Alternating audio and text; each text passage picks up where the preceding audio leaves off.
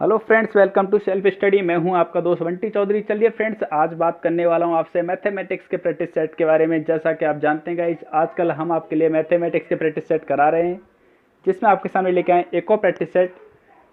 और देखिएगा गाइस, आपको कैसा लगा प्रैक्टिस सेट, ये फीडबैक आप हमें ज़रूर दीजिएगा और स्किप मत करिएगा, क्योंकि मैथमेटिक्स के क्वेश्चन जो मैं कराता हूँ गाइस आपके लिए, कोशिश करता हूँ कि आपको इसी वीडियो में आपको समझ में आ जाए कि किस टाइप से क्वेश्चन को सॉल्व किया है, एक ही बार में आपको समझ में आ जाए। तो स्किप करोगे तो समझ में शायद नहीं आएगा। और गाइज आपसे कहना चाहूँगा, अगर आप इस चैनल पर नए हैं तो प्लीज़ चैनल को सब्सक्राइब कर लीजिएगा, साथ ही बेल आइकन को क्लिक कर लीजिएगा, जिससे आपको नोटिफिकेशन मिल जाए सबसे पहले। तो चलिए गाइज स्टार्ट करते हैं। वीडियो पसंद आए तो लाइक करिएगा और अपने फ्रेंड्स के लिए शेयर भी करिएगा। फर्स्ट क्वेश्चन दे रखा है जिसमें आपसे बात कर रहा है, साइन दे रखा है और अंदर दे रखा है ब्रैकेट में 2tan इनवर्स 5/8। तो आपसे बोल रहा है इसकी वैल्यू क्या होगी, इसका मान क्या होगा। तो देखिए कैसे करेंगे सॉल्व। देख पा रहे हैं गाइज आपके सामने ये क्वेश्चन दे रखा है, तो आपने ये फॉर्मूले पढ़े होंगे। देख लीजिए, मैंने आपके सामने ब्रेक कर रखा है ये फॉर्मूला। तो आपके सामने इस तरीके से ब्रेक करेंगे। ये यहाँ से आप निकालेंगे तो टेन थीटा क्या निकल के आता है, ये निकल के आता है 80/39। ये आ रहा है आपका टेन इनवर्स 80/39, ये आता है थीटा के इक्वल। तो थीटा के इक्वल आया तो यहाँ से टेन थीटा निकालेंगे तो ये निकल के आता है। बाकी का आप पाइथागोरस थ्योरम लगा के आप निकाल सकते हैं। ये क्या होता है, लंब और आधार। टेन थीटा इक्वल टू क्या होता है, लंब अपॉन आधार होता है। तो देखो ये निकाल लिया, यहाँ से कर्ण निकाल लिया। कर्ण निकालने के बाद आप साइन लगाएंगे। साइन का वैल्यू क्या होती है, साइन इक्वल टू होता है गाइस आपका लंब बट्टे कर्ण। तो लंब क्या है, ये रहा, कर्ण क्या है, ये रहा 89, ये निकाल लिया है। और यहाँ से थीटा की वैल्यू निकालेंगे गाइस, क्योंकि हमने इसकी जगह थीटा पुट किया है टेन की जगह। देख सकते हैं ये आपकी वैल्यू हमने फाइंड की थी, क्या थीटा के इक्वल मानी थी, थीटा के इक्वल लेट की थी। जब थीटा की वैल्यू, ये थीटा की वैल्यू है और यहाँ से निकालेंगे ये भी थीटा की वैल्यू है, तो देख सकते हैं ये दोनों क्या होंगे, इक्वल होंगे। ये वैल्यू किसके इक्वल होगी, देखिए ये थीटा के इक्वल ले लिया, तो यहाँ से थीटा के इक्वल निकालेंगे तो क्या निकलेगा, इन्वर्स में निकलेगा। तो थीटा इक्वल टू थीटा होगा। और आप रख सकते हैं इसकी जगह वैल्यू रखेंगे ये, तो आप निकाल सकते हैं। और दूसरा तरीका आपका यह है यहाँ पे निकालने के लिए।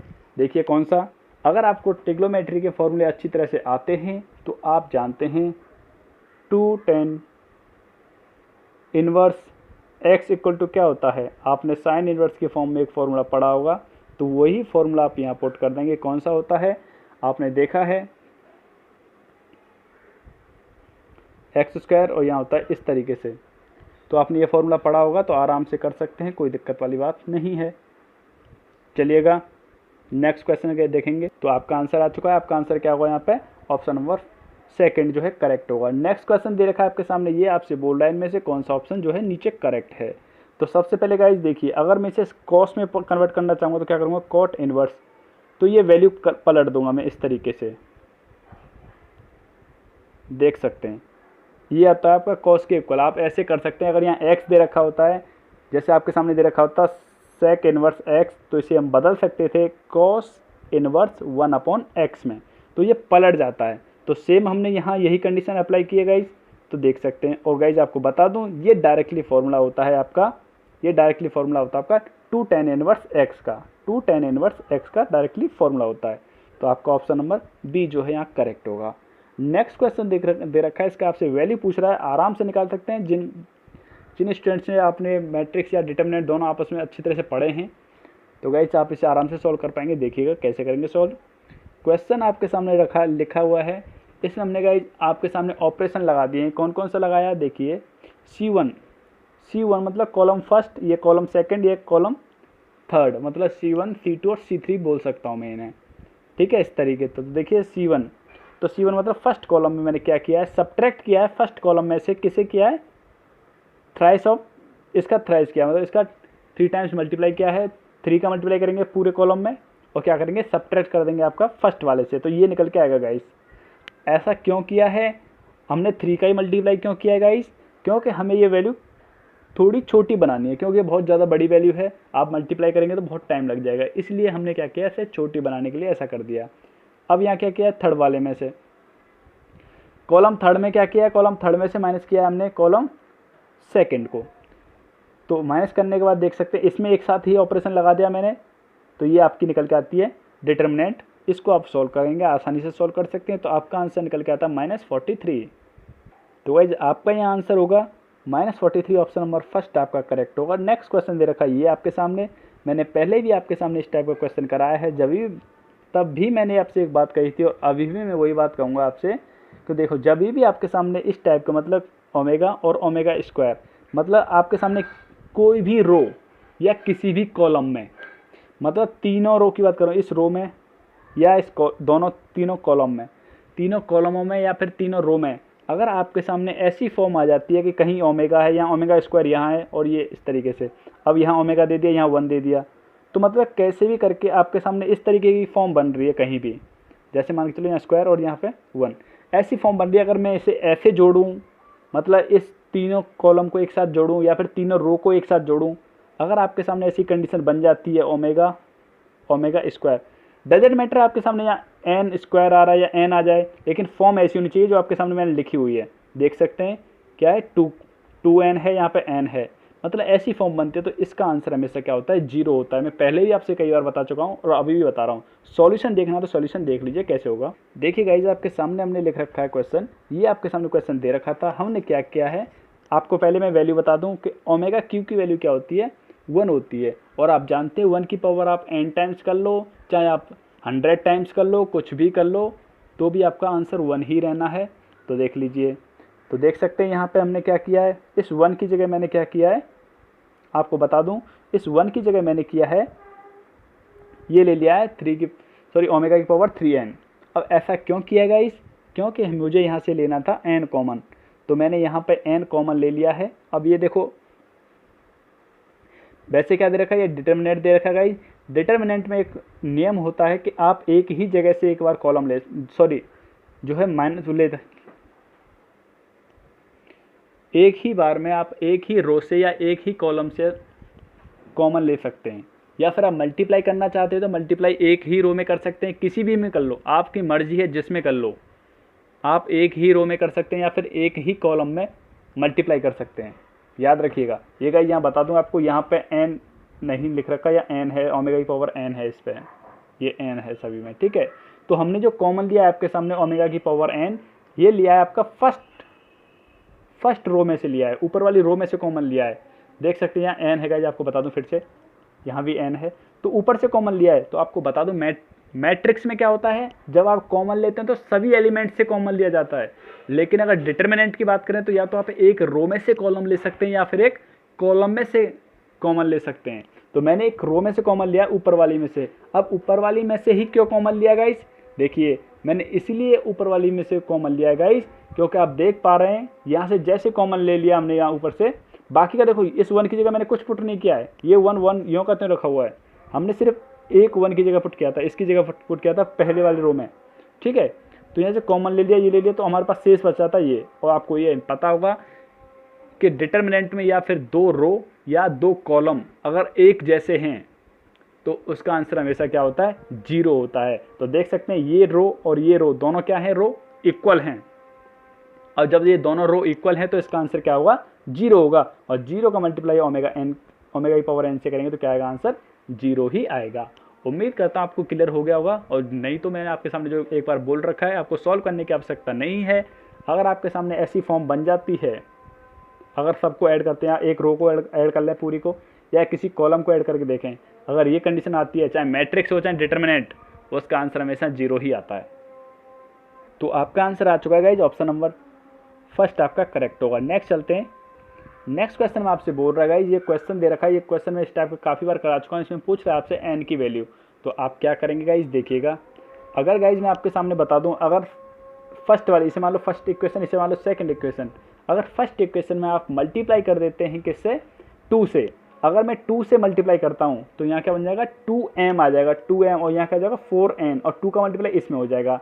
जैसे हम इक्वेशनों को सॉल्व करते हैं, उसके बाद क्या करेंगे, हम दोनों को सब्ट्रैक्ट कर देंगे, और सब्ट्रैक्ट करने के बाद आपको n की वैल्यू फाइंड हो जाएगी। देख सकते हैं गाइस, ये इक्वेशन फर्स्ट मान लिया, इसे इक्वेशन सेकंड मान लिया। इक्वेशन फर्स्ट में मैंने मल्टीप्लाई किया 2 से, तो ये निकल के आ जाता है आपका।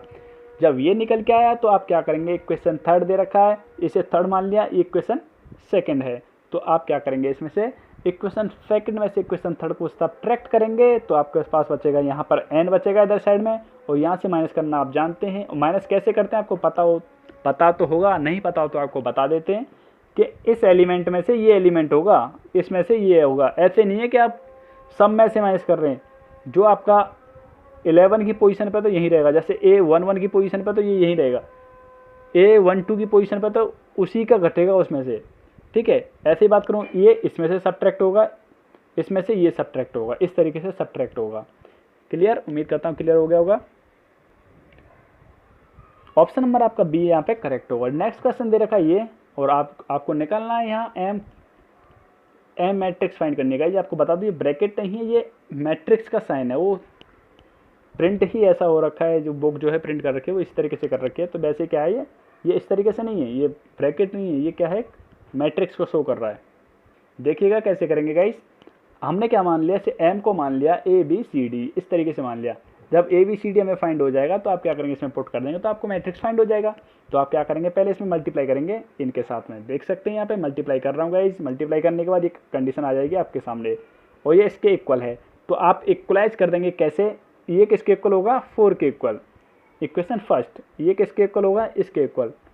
ये इक्वेशन सेकेंड, ये किसके इक्वल होगा, 2 के इक्वल, इक्वेशन थर्ड। और ये किसके इक्वल होगा, इक्वेशन, ये बन जाती है फोर्थ। अब आप इनको सिंपलीफाई कर लीजिए, इक्वेशन फर्स्ट और सेकंड को लेके करिए। यहाँ से A और B की वैल्यू फाइंड हो जाएगी, देख सकते हैं यहाँ फाइंड हो रखी है, क्योंकि दोनों को ऐड किया तो A की वैल्यू फाइंड हो जाती है। A की वैल्यू जब फाइंड हो जाएगी तो A की वैल्यू किसी भी इक्वेशन पुट कर दीजिए, आपकी B की वैल्यू फाइंड हो जाएगी। सिमिलरली बात करूँगा मैं आपसे थर्ड वाले में, थर्ड और फोर्थ में। तो यहाँ पे आप क्या करेंगे, थर्ड और फोर्थ को सेटिस्फाई कराएंगे। तो यहाँ से C की वैल्यू फाइंड हो जाएगी, और C की वैल्यू किसी भी एक इक्वेशन पुट कर दो, यहाँ D की वैल्यू -1 निकल के आ जाती है। तो आपकी मैट्रिक्स की बात करें तो मैट्रिक्स बनती है आपकी ये, क्योंकि सभी ABC की वैल्यू आप पुट कर दीजिए, आपका आंसर निकल के आ जाता है। तो गाइज आपका यहाँ ऑप्शन होगा, ऑप्शन नंबर C आपका यहाँ पे करेक्ट होगा। नेक्स्ट बात करते हैं, नेक्स्ट क्वेश्चन में आपसे बोल रहा है, एक मैट्रिक्स दे रखी है और बोल रखा है ये क्या है, A के इक्वल है, A इक्वल टू है ये। इसने बोला A इनवर्स का अस्तित्व नहीं है। तो अस्तित्व नहीं है तो बताइए लैम्बडा की वैल्यू क्या होगी। तो आपको बता दूं अस्तित्व का मतलब क्या है, यहाँ पे ये देखिएगा, ये मेरा नाम है गाइस यहाँ पे।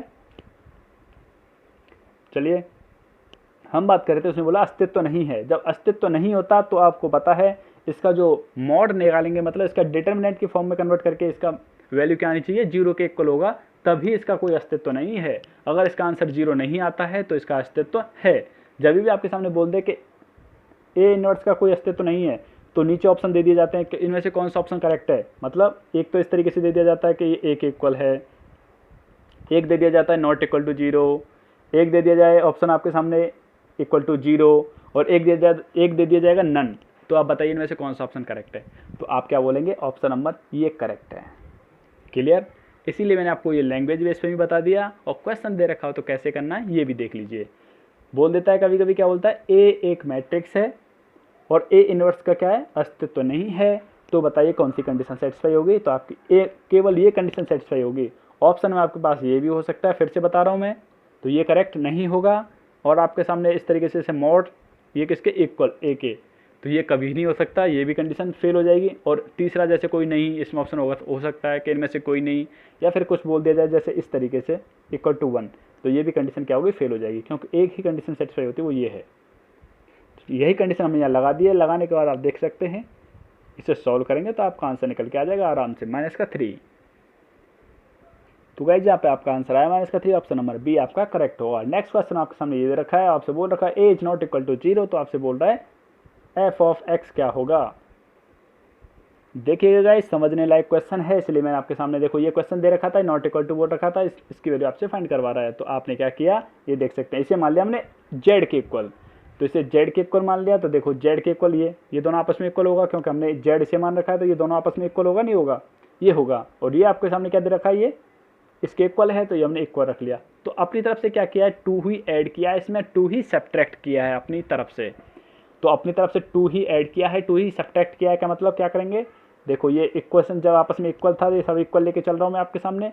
यहाँ देखो ये क्या बन जाएगा, होल स्क्वायर बन जाएगा, x प्लस 1/x का होल स्क्वायर -2। और आपको पता है ये हमने z के इक्वल मान रखा, तो यहाँ क्या पुट कर दूंगा, z पुट कर दूंगा। तो क्या बन जाएगा, z स्क्वायर की फॉर्म में ये आ गया आपका z की फॉर्म में। और उसने पूछा क्या था, fx, तो जहाँ z दे रखा वहाँ x पुट कर दीजिए। तो x z की जगह x पुट किया, देखो पुट कर देते हैं, आपका आंसर निकल के आ जाता है x² -2।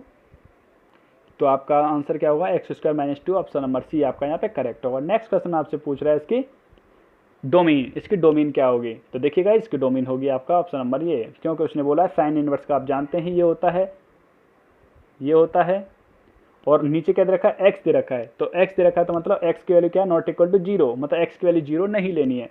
तो इस सेट के अंदर इसके अंदर बात करें, इस डोमेन के अंदर, तो 1 भी आता है, 1 भी क्या होता है इसमें इंक्लूड होता है, और हमें क्या सॉरी इसमें 1 और -1 दोनों इंक्लूड है, तो इन दोनों के बीच की वैल्यू भी इंक्लूड है, मतलब प्लस माइनस के जितने भी आपके -1 से लेके +1 के बीच में जितने भी नंबर्स हैं सभी क्या इसमें इंक्लूड हैं, सिवाय 0 के, इसमें 0 को नहीं लेंगे, तब ही आपकी ये डोमेन होगी। अगर आपके सामने ये नहीं होता तो आपका आंसर कौन सा होगा, आपका आंसर ये करेक्ट होता इस तरीके से। क्लियर, आपको उम्मीद करता हूँ समझ में आ गया होगा। नेक्स्ट क्वेश्चन आपके सामने दे रखा है, इसका आपसे पूछ रहा है आर्गुमेंट, देखिए कैसे निकालेंगे। तो देख सकते हैं गाइस आपके सामने क्वेश्चन लिखा हुआ है, इसे y और xy से कंपैरिजन करेंगे तो इस तरीके से कर सकते हैं। क्लियर, तो आपको पता है थीटा निकालते तो कैसे निकालते हैं, tan इनवर्स y/x होता है, तो y/x यहाँ पर पुट करेंगे, तो y/x यहाँ पुट किया तो देख सकते हैं निकल के क्या आया आपके सामने, ये निकल के आता है इस तरीके से, यहाँ पर आएगा आपका जो वैल्यू आती है, ये बोल सकते हैं इसे π/3, क्योंकि आप जानते हैं tan π/3 की वैल्यू क्या आती है, √3 होती है, तो √3 होती है ये तो मान लिया हमने। तो यहाँ थोड़ा क्वाड्रेंट देखेंगे, कौन से क्वाड्रेंट में आ रही है वैल्यू, मतलब यहाँ पे x माइनस का है और y प्लस का है, तो कौन से क्वाड्रेंट की बात है, ये सेकंड क्वाड्रेंट की बात है यहाँ पे। तो सेकंड क्वाड्रेंट की बात कर रहा है, तो आप क्या करेंगे, सेकंड क्वाड्रेंट मतलब π/2 में अगर ऐड कर देता हूँ π/3, गाइस आपको बता दूँ ये 6 है, यहाँ पे 6, ये क्यों कैल्शियम वगैरह लेंगे तो 6 आएगा, 5π/6 है गाइस, आपको बता दूँ कहीं इस चीज़ को आप इशू बना दें, तो इसलिए मैं बता रहा हूँ यहाँ पे क्या है ये 5π/6। क्लियर, और देखिए या फिर आप क्या कर सकते हैं पाई माइनस, इस तरीके से कर सकते हैं, तो क्या निकलेगा ये। तो आपके पास इसमें से दोनों ऑप्शन में नहीं दे सकता, वो एक ही ऑप्शन में देगा, इनमें से कोई से भी एक ऑप्शन में दे देगा, वही आपका करेक्ट होगा। दोनों ही ऑप्शन में नहीं देगा, अगर दोनों ही ऑप्शन में आ जाते हैं तो आपका ये आंसर जो है आप किसी में भी टिक कर सकते हैं और आपको इसका एक्स्ट्रा मार्क्स मिलेगा, एक्स्ट्रा मार्क्स मिलेगा इसका। क्लियर, तो देख सकते हैं आप कुछ फ्रेंड्स बोलेंगे इसमें अरे भाई ये ऐसे कैसे कर सकते हैं, तो गाइस आपको बता दूं यहाँ पे आप लगा के देख लीजिए 10 और यहाँ पे भी 10 लगा लीजिए, तो देखो मान के चलो यहाँ पे अगर 10 लगाते हो आप, तो 10 लगाओगे तो क्या बनेगा, ये माइनस कॉट आएगा, -cot π/3 लगा लीजिए, और -cot π/3 की वैल्यू आप माइनस तो यूँ कहते हो, π/3 की वैल्यू क्या होती है, सॉरी गाइस यहाँ तो 6 है ना, अपॉन में 6 दे रखा है, यहाँ पे 6 दे रखा, तो आप निकालेंगे कॉट लगा के, जब यहाँ इसकी वैल्यू फाइंड करेंगे तो आपकी क्या आएगी, माइनस का निकल के आएगा √3। क्लियर, जब इसकी बात करोगे इसमें 10 लगाओगे आप, इसमें 10 लगा लीजिए, इसमें 10 लगाओगे तो आपका भी आंसर क्या निकल के आएगा, फिर भी आपका आंसर निकल के आएगा माइनस का √3। आप ट्राई कर सकते हैं दोनों से। नेक्स्ट क्वेश्चन आपसे दे रखा है, ये क्वेश्चन दे रखा है, इसमें आपसे पूछ रहा है एन की वैल्यू क्या होगी। तो गाइज आपको बता दूं, जब भी एक दोनों इक्वेशन अगर आपके सामने इस तरीके से लिखा हुआ है कि दोनों इक्वल हैं, दोनों इक्वल तभी हो सकते हैं जब एन की वैल्यू उन दोनों के सम के इक्वल होगा। तो 10 प्लस फिर क्या आएगा 24, और तो ऑप्शन नंबर आपका करेक्ट होगा डी। नेक्स्ट क्वेश्चन आपसे बात कर रहा है इसके प्रसार में x की घात, x³ की पावर, ठीक है, x³ की पावर मतलब इसका गुणांक पूछ रहा है। तो देखो इसके गुणांक कौन सा, इसने पूछा कि x³ x की पावर q कौन सी टर्म आएगी, मतलब कौन सी टर्म में x की पावर q आएगा। तो गाइज आप इसे खुद ट्राई कर सकते हैं, कैसे ट्राई कर सकते हैं आपको बता देता हूँ। देखिएगा आप क्या लेंगे, कल भी मैंने आपको बताया था इस तरीके से, ये ले रखा है 8c(r) ले लिया, और इससे आप x यहाँ क्या आ जाएगा 8 - r आ जाएगा, और यहाँ पे बात करें 1/2x, और यहाँ पावर ले लेंगे आप r। तब यहाँ से आप निकालेंगे r की वैल्यू, तो r मतलब r की पावर क्या निकल के आती है, देखो r की पावर यहाँ से क्या आएगी, ये हो जाएगी आपकी r की पावर, सॉरी x की पावर क्या हो जाएगा 8 - 2r आ जाएगा। इन दोनों को सेटिस्फाई करेंगे तो इसको और इसको, e से x को दोनों को करेंगे, ये आएगा 2r, 8 - 2r, और हमें चाहिए क्या, ये तो आ गया x की पावर 8 - 2r, आपको चाहिए क्या, आपको निकालना है x की पावर q। तो आप इसे और इसे दोनों को इक्वलाइज करते हैं, 8 2r = 3। तो देखो इन्हें ये इधर जाएगा तो क्या हो जाएगा, माइनस का हो जाएगा, तो माइनस का हो जाएगा तो मतलब एक्स की power minus 2r equal to आएगा यहाँ से माइनस का 5। ये गाइज आपको यहाँ एक्स जो है हट जाएगा, जो यहाँ क्या था माइनस का 2r इक्वल टू क्या आएगा, माइनस का 2r इक्वल टू निकल के आ जाता है यहाँ से माइनस का 5, तो कट जाएगा माइनस से माइनस, तो r की वैल्यू क्या निकल के आती है 5/2 आया, 5/2 आया, तो 5/2 आया। तो आप देख सकते हैं ये क्या है, एक फिक्स वैल्यू नहीं आ रही है, फ्रैक्शन में आ रहा है। और आपको r की वैल्यू कैसे चाहिए थी, सिंपल चाहिए थी क्या, तो यहाँ पर क्या आ रहा निकल के आपका फ्रैक्शन में निकल के आ रहा है। जब फ्रैक्शन में कोई वैल्यू निकल के आती है तो आप बोल सकते हैं ये क्या होगा, इसका कोई भी टर्म ऐसी नहीं है जिसमें x की पावर q आए, कोई भी टर्म नहीं है ऐसी। नेक्स्ट क्वेश्चन दे रखा है आपके सामने, ये इसमें बात कर रहा है आपसे और इसकी वैल्यू पूछ रहा है, ये सभी इक्वल हैं, इसकी वैल्यू आपसे पूछ रहा है, तो कैसे करेंगे देखिएगा। तो देखिएगा गाइज आपके सामने एक क्वेश्चन दे रखा है यहाँ पे और आपसे पूछ रहा है इसकी वैल्यू। तो देखो हमने क्या माना से के इक्वल मान लिया है, यहाँ से आप देख सकते हैं यहाँ निकाला मैंने log a, तो log a ये निकाल लिया, कैसे कैसे इसको और इसको लेके चला तो log a निकल गया। log b कैसे निकाला, जब इसे और k को लेके चला तो log b निकल जाता है, ऐसे log c निकाल लिया, ये निकल गया। अब आपको करना क्या है देखिएगा, इसे मान लिया हमने y के इक्वल, इसे पूरे को y के इक्वल मान लिया, तो y के इक्वल मान लिया तो log ले लेता हूँ मैं दोनों तरफ। जब log लिया दोनों तरफ तो ये कंडीशन आती है निकल के, और इसको मैं ब्रेक करूँगा तो इस तरीके से कर सकता हूँ, क्योंकि सभी मल्टीप्लाई में है, मल्टीप्लाई में होते हैं तो log में अलग अलग करते तो क्या होता है प्लस की फॉर्म में चले जाते हैं। तो प्लस की फॉर्म में चले जाते तो आप एक चीज़ देख पा रहे होंगे, तो ये क्या पावर जो होती है वो आगे आ जाती है निकल के, तो a की पावर a था तो निकल के आ गया a, ऐसे b निकल के आ गया, ऐसे c निकल के आ गया, यहाँ पे देख सकते हैं। तो जब सब ये निकल के आ गया और जब आप यहाँ पुट करेंगे log a की वैल्यू, क्योंकि हमने निकाल रखी है log a की वैल्यू, यहाँ देख सकते हैं log a की वैल्यू, log b की वैल्यू और log c की वैल्यू, तो यहाँ पुट कर देंगे log a, log b, log c, इन तीनों की जगह तीनों की वैल्यू पुट कर दूंगा। तो आप देख सकते हैं जब मल्टीप्लाई करूँगा अंदर पूरे को, मतलब ब्रेक करूँगा, तो ब्रेक करने के बाद आप एक चीज़ देख पा रहे हैं, क्या चीज़ देख पा रहे हैं देखिएगा, ये सभी क्या होंगे आपस में कट जाएंगे, ये माइनस का है, ये प्लस का है, ये माइनस का है, ये प्लस का है, ये प्लस का है तो ये माइनस का है, तो क्या आया 0 निकल के आया।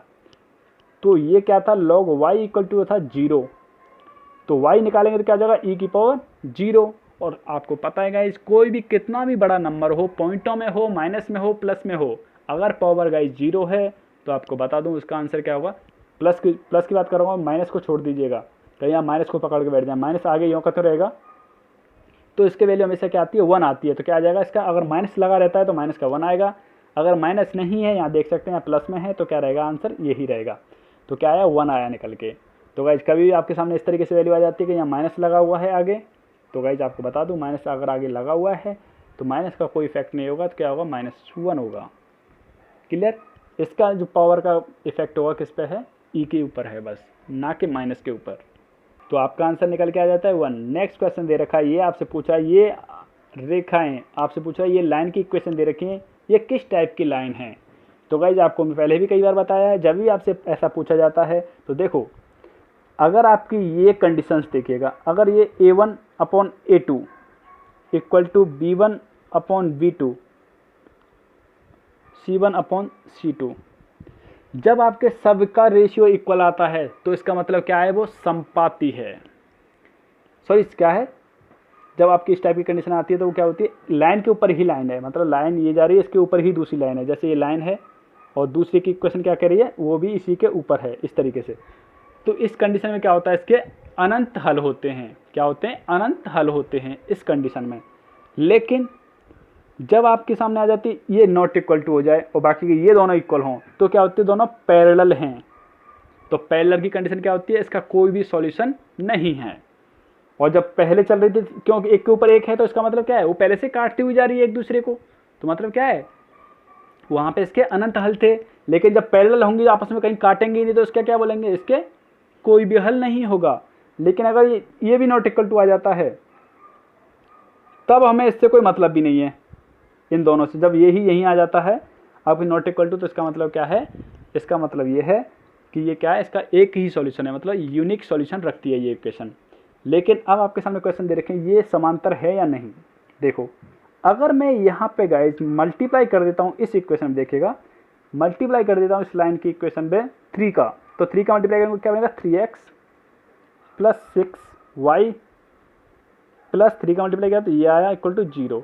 तो देख सकते हैं एक्स और वाई के कोफिशिएंट देखिए, दोनों के कंपैरिजन करेंगे तो दोनों के कोफिशिएंट इक्वल आ जाते हैं। जब भी आपके सामने ऐसा करने पर, मल्टीप्लाई करने पर किसी भी नंबर का या डिवाइड करने पर आपके सामने एक जैसे नंबर आ जाते हैं, ठीक है, एक जैसा गुणांक आ जाता है, कोफिशिएंट आ जाता है दोनों का, तो उस कंडीशन में आप क्या बोलेंगे कि ये क्या होंगे, समांतर होंगे। नहीं तो सिंपली जो मैंने बताया आपके सामने, ये क्या है 1 दे रखा है इसका कोफिशिएंट, इसका कोफिशिएंट क्या है 3 इक्वल टू, ये क्या है 2 और ये क्या है यहाँ 6, तो देखो 6 है गाइस, ये काटा तो क्या है 3 टाइम्स, तो मतलब 1/3 आया यहाँ से भी, तो दोनों इक्वल आ गए। और बाकी का आप देखेंगे C1/C2 देखेंगे तो देखो C1 क्या है यहाँ पे 1 है, C2 क्या है यहाँ 8 है, 1/8, तो ये क्या है नॉट इक्वल टू है। तो बोल सकते हैं ये कंडीशन क्या होती है, समांतर की कंडीशन होती है। चलिए नेक्स्ट क्वेश्चन आपके सामने दे रखा है, आपसे बोल रहा है इन दोनों के बीच में कोण कौन सा है। तो भाई इन दोनों के बीच में आपसे एक निकलवा रहा है, एंगल क्या होगा, तो देखिएगा ये यहाँ देख सकते हैं, ये आपके सामने दे रखा है। हमने क्या किया, बोथ साइड स्क्वायर किया, तो स्क्वायर करूँगा तो यहाँ से स्क्वायर रूट हट जाएगा, तो ये कंडीशन आपकी इस टाइप से इक्वल आती है। इन दोनों का प्रोडक्ट करूँगा तो ये कंडीशन आ जाती है आपकी। जब ये कंडीशन आ जाती है, ये आपको पता है इसकी वैल्यू क्या है, इसकी वैल्यू क्या है, बी की वैल्यू पता है आपको और ए की वैल्यू भी पता है, तो यहाँ पुट कर देंगे, कर दिया। बाकी का आप इसे ब्रेक करना जानते हैं, ये कर दिया, देख सकते हैं, क्योंकि आप जानते हैं ए डॉट बी क्या होता है, mod A mod B cos theta, तो हमने पुट कर दिया। थीटा में फाइंड करना, तो थीटा की वैल्यू हमें पता नहीं है, बाकी का हमने सभी वैल्यू पुट करने के बाद आप इसे सॉल्व करके ला रहे हैं, तो ये कंडीशन आती है। और यहाँ के बाद आप जब जाते हैं आगे की तरफ, तो यहाँ देखेंगे कॉस थीटा इक्वल टू आता है आपका 1/2, और कॉस थीटा इक्वल टू 1/2, तो कॉस में किसकी वैल्यू होती है, ये होती है π/3 की वैल्यू होती है, तो आपको थीटा की वैल्यू क्या आई, π/3, मतलब थीटा की वैल्यू 60 आई। तो भाई यहाँ आपका जो आंसर होगा क्या होगा, ऑप्शन नंबर सी आपका करेक्ट होगा। नेक्स्ट क्वेश्चन दे रखा है, नेक्स्ट क्वेश्चन आपसे बात कर रहा है एक सिक्के को 2 बार उछाला जा रहा है। तो गाइज आपको पता है एक सिक्के में मैक्सिमम कितनी कंडीशंस होती हैं, 2। अगर यही मैं बात करता हूँ डाइस के बारे में, तो कितनी होती है उसमें 6। अगर एक ही कॉइन को 2 बार उछाल रहा है तो मतलब, अगर मैं बोल देता 3 टाइम्स उछाल रहा है, तो अगर बोलता आपसे 4 टाइम्स उछाल रहा है तो 4। ऐसे होता है डाइस के साथ में, डाइस को 2 बार उछाला था पावर 2, 3 टाइम्स उछाला था पावर 3, ये होती है टोटल कंडीशंस, ठीक है, ये निकलती है टोटल कंडीशन निकलती है यहाँ से। अगर गाइस बोल देता 2 सिक्के को एक साथ उछाल रही है, 2 सिक्कों को, तो टोटल कंडीशन हमारे पास 4 आ जाती है। सिक्के को, एक ही सिक्के को 2 बार उछाल रहा है। अगर बोलता 2 सिक्के को एक बार उछाल रहा है तो भी आप करेंगे 2। अगर आप बोल देते 3 सिक्के तो भी आप करते 3 टाइम्स। यह आया 2 आया, यहाँ एक सिक्के को 2 बार उछाल रहा है, मतलब 2 की पावर 2 किया तो 4 आ गया। ये हो गए टोटल कंडीशंस, क्लियर। तो आपसे बोल रहा है, अब यहाँ बोल क्या रहा है, बोल रहा है चित्त आने की कंडीशन, मतलब हेड आने की कंडीशन। तो हेड 2 बार उछालेगा तो मतलब दोनों बार हेड आने की कंडीशन बोल रहा था, मतलब कितनी कंडीशन होंगी, 2 होंगी। तो आगे से सॉल्व करेंगे, क्या है 1/2, तो ऑप्शन नंबर बी आपका करेक्ट होगा। नेक्स्ट क्वेश्चन में आपके सामने बोल रखा है, इसमें लिमिट दे रखी है, लिमिट x टेंड टू 0, तो इसकी वैल्यू क्या होगी, देखिए कैसे करेंगे सॉल्व। तो देखिएगा इस कैसे करेंगे सॉल्व, ये क्वेश्चन दे रखा है। अगर आप इसमें लिमिट अप्लाई करते हैं तो क्या आएगा, 0/0 आज की कंडीशन आ जाती है। तो 0/0 की कंडीशन आती है, तो तब आप क्या लगाते हैं, डीएल हॉस्पिटल। तो डीएल हॉस्पिटल का नियम लगाएंगे इसमें। तो देखिए कैसे, ऊपर वाले का ऊपर डिफ्रेंशिएट करते हैं, नीचे वाले का नीचे डिफ्रेंशिएट करते हैं। तो देखो जो ऊपर वैल्यू दे रखी है उसका डिफ्रेंशिएट किया तो ये निकल के आएगा, और नीचे एक्स का डिफ्रेंशिएट किया तो 1 आएगा। अब आप इसमें लिमिट अप्लाई करिएगा। लिमिट अप्लाई करेंगे तो आपके पास कंडीशन क्या आती है, देखो मैंने आपको पहले ही बोला था कि कोई भी नंबर है अगर उसकी पावर अगर 0 है तो उसका आंसर हमेशा क्या होता है, 1 होता है। तो 1 + 1 क्या हो जाएगा, 2, और अपॉन में क्या है 1, तो 1 का कोई इफेक्ट नहीं होगा जो अपॉन में दे रखा है। तो आपका आंसर निकल के आया, यहाँ से 2 निकल के आया। नेक्स्ट क्वेश्चन दे रखा है, इसका आपसे पूछा है dy/dx फाइंड करवा रहा है। देखिएगा कैसे करेंगे इसे, देख सकते हैं आपके सामने क्वेश्चन लिखा हुआ है। हमने क्या किया, दोनों तरफ लॉग लिया। लॉग लेने के बाद आप देख सकते हैं ये कंडीशन आती है, इसको आगे ब्रेक करेंगे तो ये कंडीशन आती है। लॉग वाले फॉर्मूले में हर बार वीडियो में बताता हूँ, आपने अगर वीडियो पुरानी नहीं देखी तो उन्हें देखिएगा, आपको समझ में आ जाएगा किस तरीके से करते हैं। इतना लेके आते हैं, यहाँ पे आने के बाद आप इसका क्या करेंगे, डिफ्रेंशिएट करें। डिफ्रेंशिएट मतलब y को यूँ कहते हो log x का क्या, log x का क्या होगा 1/x। फिर हमने log x को यूँ कहते रखा, y का किया तो क्या आया, इस तरीके से आया। सिमिलरली ऐसे इसका किया, ये कांस्टेंट है तो इसका 0 हो जाता है। यहाँ देखिएगा आगे कॉमन ले लेता हूँ dy/dx, जब कॉमन ले लिया और ये बचता है हमारे पास, तो ये यहाँ पे बचा हुआ इसे मैं इधर लेके जाऊँगा तो नेगेटिव में हो जाएगा, तो माइनस में ये आएगा इधर, और अपॉन में आ जाएगा ये डिवाइड में, क्योंकि ये मल्टीप्लाई में है dy ओवर dx के साथ में, ये आया डिवाइड में। इस तरीके से ये निकल के आ जाता। तो देख लीजिए dy ओवर dx निकाला, तो ये कंडीशन आती है यहाँ से एलसीएम वगैरह लेने के बाद, क्योंकि एलसीएम लूँगा तो ये निकल के आता है, यहाँ से ये निकल के आई कंडीशन। तो क्या आया, माइनस का y और अपॉन में x है यहाँ पे। तो यहाँ पे गाइस आपका जो ऑप्शन होगा करेक्ट, ऑप्शन नंबर सी आपका यहाँ पे करेक्ट होगा। नेक्स्ट क्वेश्चन बचता है आपका 19, जिसमें आपसे बोल रहा है y इक्वल टू दे रखा dy ओवर dx पूछ रहा है, तो कैसे फाइंड करेंगे इसे भी देखिएगा। तो देखिएगा ये क्वेश्चन आपके सामने दे रखा है, तो आपने क्या किया यहाँ पे dy ओवर dx जो दे रखा है इसको फाइंड करना है।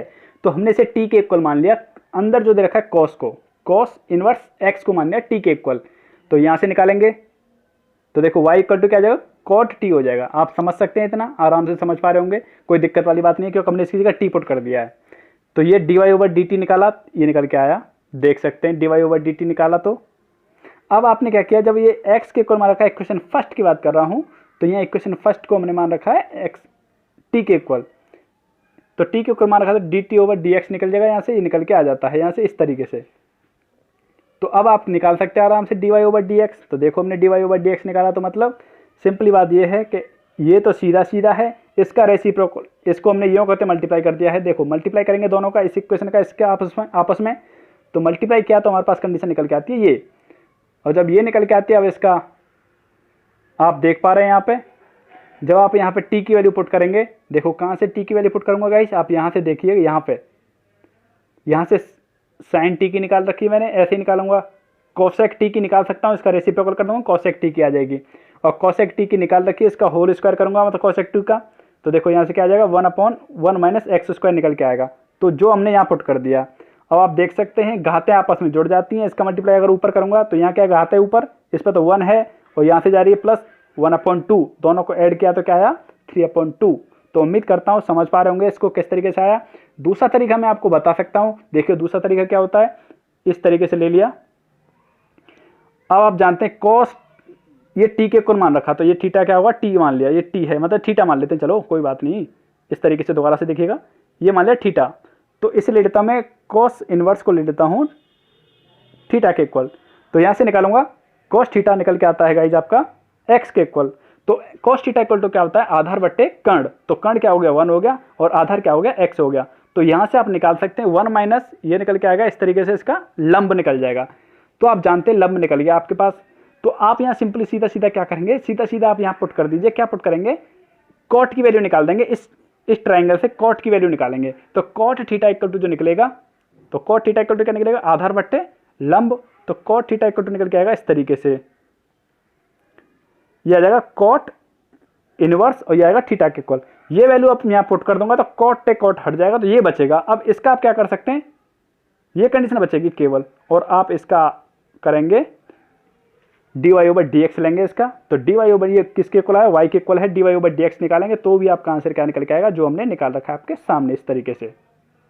तो गाइस मैं आपके सामने दोनों मेथड से आपको समझा चुका हूं, ऑप्शन नंबर बी आपका यहाँ पे करेक्ट होगा। नेक्स्ट क्वेश्चन आपके सामने दे रखा है, ये लास्ट क्वेश्चन बहुत ही अच्छा क्वेश्चन है, इस टाइप के क्वेश्चन ही आपको देखने को मिलेंगे एग्जाम में। तो देखिए कैसे होगा क्वेश्चन, सारे क्वेश्चन जो गाइस मैं करा रहा हूँ आपके लिए बहुत ही अच्छे क्वेश्चन है, जिनका लेवल बोल सकते हैं आपके, ना ही इसका इतना हाई लेवल है ना ही इतना लो लेवल है। गाइज मैं आपको क्या बताऊं, जो इसके क्वेश्चन, कुछ क्वेश्चन इसमें जो देखने को मिलते हैं ना, जो पहले आपको पता होगा जो आपके एग्जाम होते थे आईआईटी, जो बच्चे पहले पढ़ रहे थे, जो 2012 से ऊपर वाले जिन्होंने आप पास आउट किया है 12th क्लास को, तो उन्हें पता है इन चीज़ों के बारे में। आप नए स्टूडेंट तो आपको नहीं पता, ये आईआईटी जो बोलते हैं जेईई में देखने को मिलते हैं, जेईई मेंस में देखने को मिल जाते हैं। इस टाइप के क्वेश्चन भी गाइज एयरफोर्स में आपको इस प्रैक्टिस सेट में देखने को मिलेंगे। इसमें इस टाइप के क्वेश्चन है गाइज, बहुत ही अच्छा लेवल के हैं। तो क्या ये क्वेश्चन आपके सामने दे रखा है, तो हमने क्या किया, इसे इस तरीके से लिख सकते हैं, आराम से समझ पा रहे हो। जो जिन बच्चों को ये पता है, ये लिखा हुआ है माइनस, या मैं आपसे बोलूँ ये लिखा हुआ है x, तो इसे मैं बदल के ऐसे भी लिख सकता हूँ, e की पावर माइनस एक्स लिख सकता हूँ, कोई दिक्कत वाली बात नहीं है। सिंपली वही लिखा है हमने यहाँ पर, इसकी जगह देखो ये रख दिया, इसके बाद एलसीएम वगैरह लिया तो ये कंडीशन आती है। यहाँ से देखो ये कहाँ चला जाएगा, ऊपर चली जाएगी, जो नीचे अपॉन में दे रखा है, ये बनती है कंडीशन। अब आप क्या करेंगे, इसे टी के इक्वल मान लिया, टी के इक्वल माना तो देखो डिफ्रेंशिएट किया तो ये निकल के आता है, तो ये निकल के आया तो हमने डी टी पुट कर दिया, इसकी जगह माइनस का डी टी पुट करेंगे, क्योंकि ये प्लस का है यहाँ पे और ये क्या है माइनस का निकल के आ रहा है, तो माइनस का डी टी, क्योंकि आप जानते हैं प्लस का बनाने के लिए क्या करूँगा, माइनस का दोनों तरफ मल्टीप्लाई कर दूंगा, तो क्या निकल के आएगा माइनस का डी टी। तो इसकी जगह माइनस का डी टी पुट कर दिया, इसकी जगह गाइज मैं आपको बोल रही था, इसकी जगह ये कर दिया हमने टी पुट कर दिया, तो 1 माइनस टी, तो 1 माइनस टी जब कर रखा है तो आप क्या करेंगे, यहाँ से निकल के आता है आपका log 1 माइनस टी, तो टी की वैल्यू यहाँ पुट कर दीजिएगा, टी की वैल्यू आप पुट करेंगे तो आपका आंसर फाइंड हो जाएगा। दूसरा तरीका क्या था आप यहाँ पे, दूसरा तरीके में आप कर सकते थे, इस कंडीशन को आप ले लेते, पावर एक्स दे रखा है, इसको आप ले लेते टी के इक्वल, डिफ्रेंशिएट करते तो भी आपका क्या निकल के आता, ये निकल के आता, तो भी आपका यही निकल के आता, तो यहाँ होता और इस पूरे की जगह क्या होता, फिर टी पुट कर देते, और ये क्या होता लॉग टी के होता, टी की वैल्यू पुट करते, टी की वैल्यू कैसे मान के चल रहे थे, तब मान के चल रहा था मैं आपके सामने इस तरीके से। क्लियर? तो उम्मीद करता हूँ समझ पा रहे होंगे, आपका आंसर ये निकल के आएगा। तो क्या यहाँ पर आप ऑप्शन की बात करेंगे, कौन सा ऑप्शन करेक्ट है आपका, ऑप्शन नंबर बी आपका यहाँ पे करेक्ट होगा। तो उम्मीद करते हैं आपको वीडियो पसंद आएगा। अगर आपको वीडियो पसंद आया तो लाइक करिएगा, साथ ही चैनल को सब्सक्राइब नहीं किया तो प्लीज़ चैनल को सब्सक्राइब कर लीजिएगा। और मिलते हैं आपसे नेक्स्ट वीडियो में, भी लेते हैं विदा। अगर आपको वीडियो पसंद है अपने फ्रेंड्स के लिए शेयर जरूर करिएगा गाइज, और अपना फीडबैक जरूर दीजिएगा कि कैसा लगा आपको video. Thank you friends, thank you so much. जय हिंद, जय भारत।